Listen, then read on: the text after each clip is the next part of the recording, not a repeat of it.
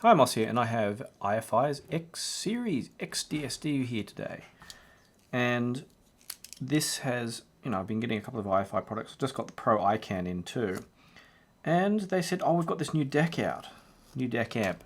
Now, the Pro iCan was actually not Pro iCan, but the Black Label series is one I was interested in reviewing, but I haven't got around to doing that yet because I'm probably in the future like to do a $350 kind of deck amp review.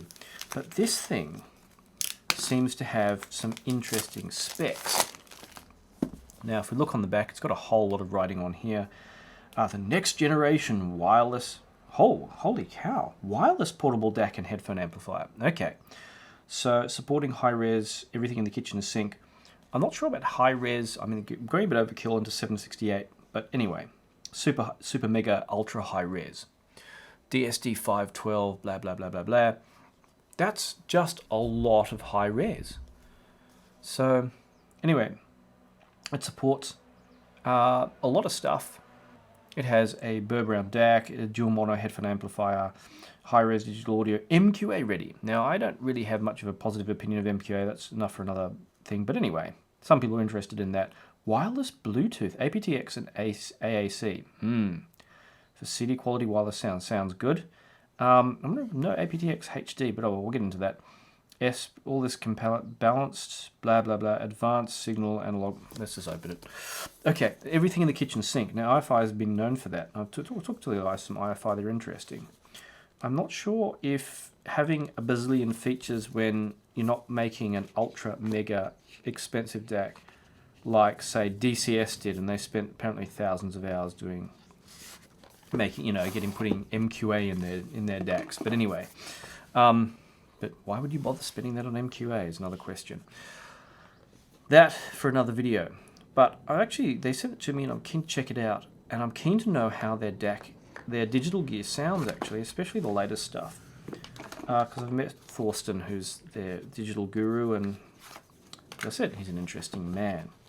So, holy crap, is that all? It has, well, I guess this is power supply.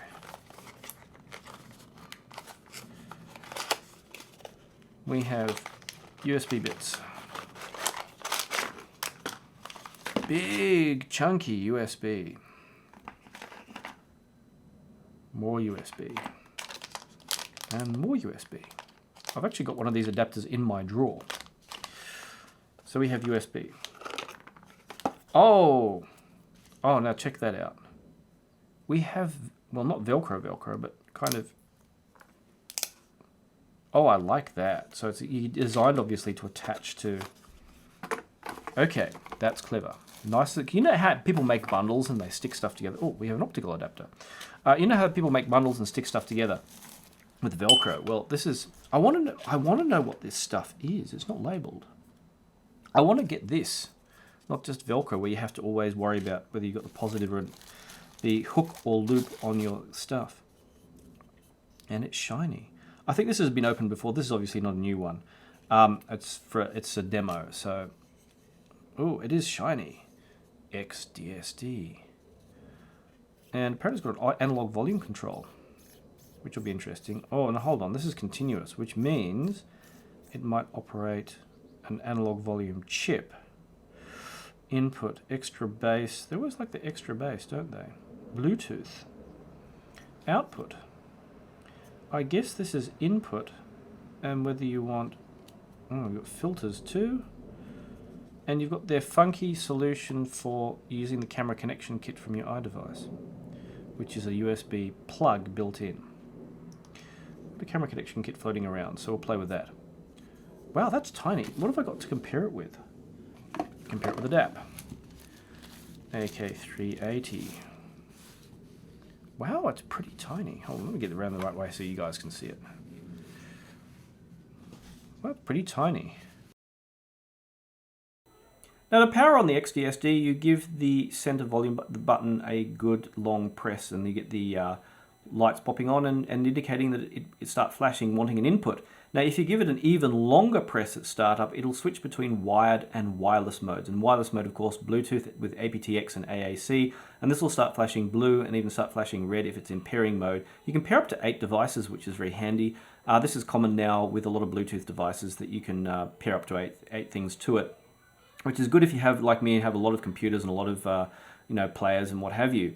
You also have your settings button on here, which I'll get to in a bit. If you hold down the settings button when you power it on, it'll go into line out mode. The volume control will glow white, and you'll get a fixed line out. Conveniently for this, because it's very easy to catch yourself up and blow your ears out. The volume does ramp up when it starts receiving music, so you do get some warning that your ear is about to be destroyed if you have screwed up in that way. Now, of the wired inputs on the back, under this little cover is iFi's choice of a USB-A plug for the input, which kind of seems counterintuitive because it's kind of backwards, but no, actually it means you can plug in a camera connection kit from an iPhone. And because it is not Apple certified, you have to use the camera connection kit to use the unofficial way of using a USB DAC. And so you plug it in thus. It makes a very convenient stack. Now, of course, that means what happens if you want to plug it into a computer? Well, if you remember in the box, there was a USB 3 extension cable. Now, USB 3, because for the better transmission quality, the cables are better quality. So they've gone with providing one of those, as they do with their other products. And, that plugs in thus. But it makes it easy to connect to a computer and upgrade firmware and what have you. Also in the back, we have an SPDIF socket, which you can plug in a standard TS or TRS plug. I have some funky adapters here for plugging into various DAPs. This one is for a sound aware.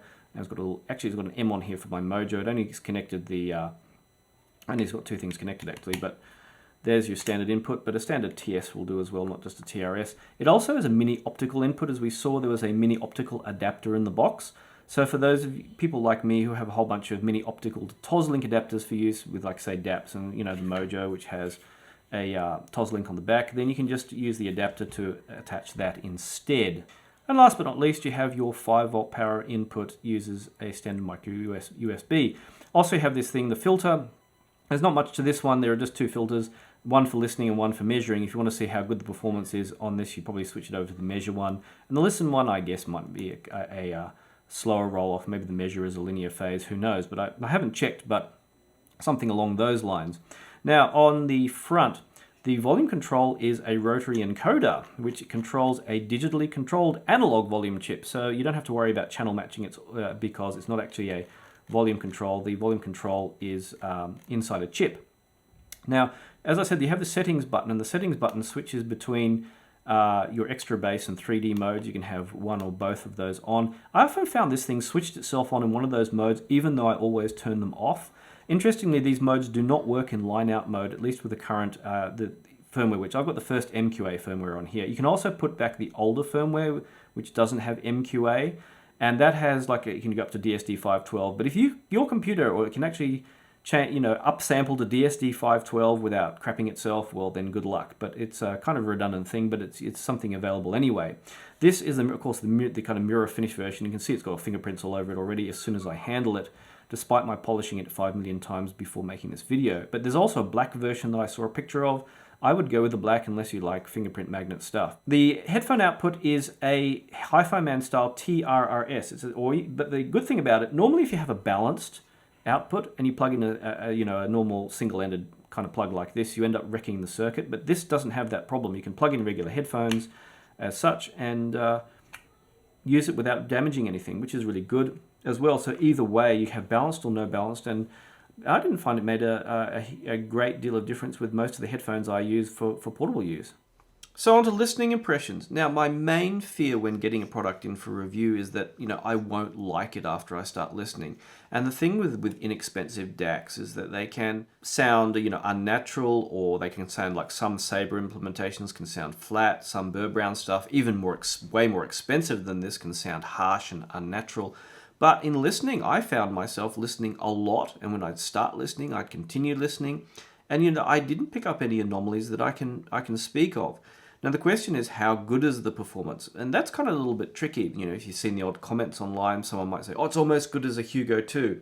Actually, if you do plug it into, as a DAC, into, an amp, such as the Pro iCan, and you plug in a Hugo 2 as well, well, you're probably not going to notice much difference, if any. And the thing is, now, getting onto the Hugo 2 is a diversion. It's so resolving that basically any equipment you plug into it is going to lose some resolution, headphones, amps, what have you. So that's not really a fair comparison. If that was true, then you could say that the Mojo is almost as good as a Hugo 2. Where the xDSD is about comparable is with the Mojo. And, the Mojo is a fantastic device that took the world by storm and, really set a high bar for, kind of sound quality at this price level. And I think the xDSD is fairly comparable. Now, if I'm super nitpicky, I get a really good 2-channel recording and I listen very carefully to the soundstage. Yeah, of course I'm going to pick up slightly better depth from the Mojo, and that's because of the technology in it. The xDSD has a regular DAC chip, so, you can say, well, the depth isn't quite so good as, the Mojo. But for most listening, it sounded really nice. Nothing unnatural, nothing harsh. I listened in the car, headphones. I've got some of the, the good old RE2000s out, which have a very bright treble. If there was any harshness or unpleasantness, I would have picked that up pretty fast. Good old Andromedas. That's with IEMs, there is maybe a tiny bit of hiss, but not enough to interfere with listening. So they're very sensitive, and that's a real concern. The thing that was a little bit irritating for me is this uses a Hi-Fi Man style balanced jack. So that means I have an adapter where I can use balanced headphones with it, but for most of my listening, I just use a single-ended. Now, even with what was a nice match is the Mr. Speaker's Eon Flow and Eon Flow Open. And the reason for this is the peak power for this device is at 16 ohms. So the Mr. Speaker's cans being 16 ohms were a really nice match. And especially the closed ones can be a bit bass-like. The bass boost was a nice feature. I also used it, plugged into a variety of devices, DAPs, computers, what have you, and I generally noticed fairly consistent performance with, whatever was input. Sometimes you have devices like this where you input, optical or something, or you a regular computer, and there's a little bit of harshness in there from the noise coming in. This did a really good job, as it didn't seem to have any issues. Even if I switched between AAC and aptX devices using Bluetooth, AAC you might notice, especially with cymbals, you might notice a little bit of distortion in the cymbals versus aptX because of the different algorithm. With that, I didn't notice anything significant enough to really bug me. Although you could, again, it's one of those things you can be really picky about. I plugged into good quality USB sources directly from my computer, and in both cases, the sound quality was very good. So I had no issues in that regard at all. With Bluetooth, the only minor issue I had was that I'd play around switching between devices. And then when I went off in my car and turned it off, turned it back on, and paired with my iPhone, sometimes music wouldn't come out and I'd have to repair it. But, that's kind of a little niggling issue that I'm not even sure will come up with most people. What was interesting is using it as a source for the Pro iCan.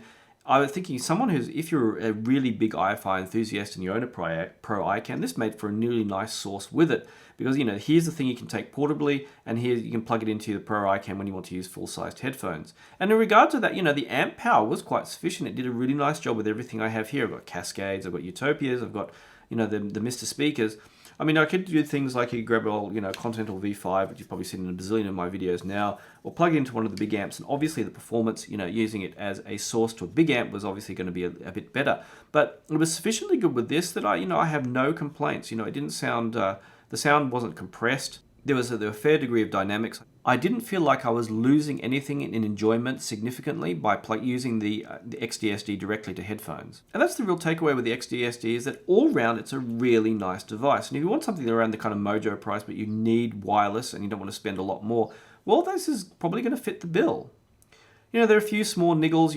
I wish it had Pentacon connector. I probably would have, if I was buying this, I'd be getting the black version rather than the fingerprint magnet version. So this is my first foray into digital with iFi, and actually, given that I don't have a history, it's kind of interesting.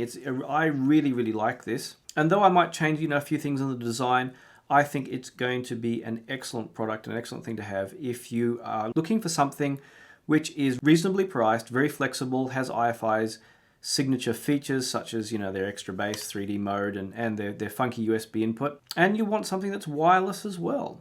So great job from iFi there. And once again, if you have any thoughts, questions or criticisms, please leave a comment below the video and give me a thumbs up if you did like the video, and subscribe if you'd like to see more. And I'll see you online. Before you go, did you know that my videos are entirely supported by people like you?